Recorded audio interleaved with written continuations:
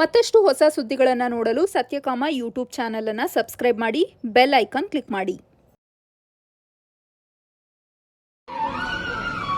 Honorable Chancellor is conferring the honorary doctorate degrees to the eminent persons.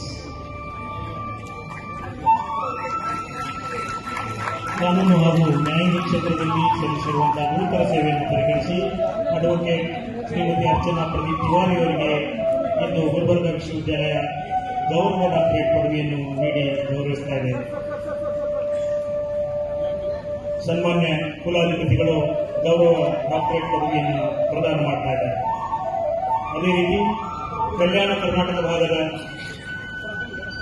ಪ್ರಾದೇಶಿಕ ಸಮತೋಲನ ನಿವಾರಣೆಗೆ ನಿರಂತರ ಹೋರಾಟ ಮತ್ತು ಸಾಮಾಜಿಕ ಸೇವೆ ಸಲ್ಲಿಸಿರುವಂತಹ ಹೋರಾಟಗಾರ ಶ್ರೀ ಲಕ್ಷ್ಮಣ್ ದಸ್ತಿಯವರಿಗೆ ಇಂದು ಗುಲ್ಬರ್ಗಾ ವಿಶ್ವವಿದ್ಯಾಲಯವು ಗೌರವ ಡಾಕ್ಟರೇಟ್ ಪದವಿಯನ್ನು ನೀಡ್ತಾ ಇದೆ. The Honorable Chancellor is conferring the honorary doctorate degree to Sri Lakshman Dasti, the eminent person. ಶಿಕ್ಷಣ, ಕೃಷಿ ಮತ್ತು ಕೃಷಿ ಉದ್ಯಮ ಕ್ಷೇತ್ರದಲ್ಲಿ ಸಲ್ಲಿಸಿರುವಂತಹ ಗಣನೀಯ ಸಾಧನೆಯನ್ನು ಪರಿಗಣಿಸಿ ಗುಲ್ಬರ್ಗಾ ವಿಶ್ವವಿದ್ಯಾಲಯವು ಶ್ರೀ ಲಿಂಗರಾಜಪ್ಪ ಬಸವರಾಜಪ್ಪ ಅಪ್ಪ ಅವರಿಗೆ ಇಂದು ಗೌರವ ಡಾಕ್ಟರೇಟ್ ಪದವಿಯನ್ನು ನೀಡಿ ಗೌರವಿಸ್ತಾ ಇದೆ.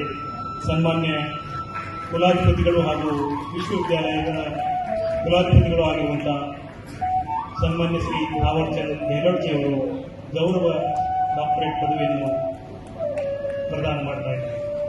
Honorable Chancellor has conferred the honorary doctorate degree to Sri Lingaraj Basarajappa.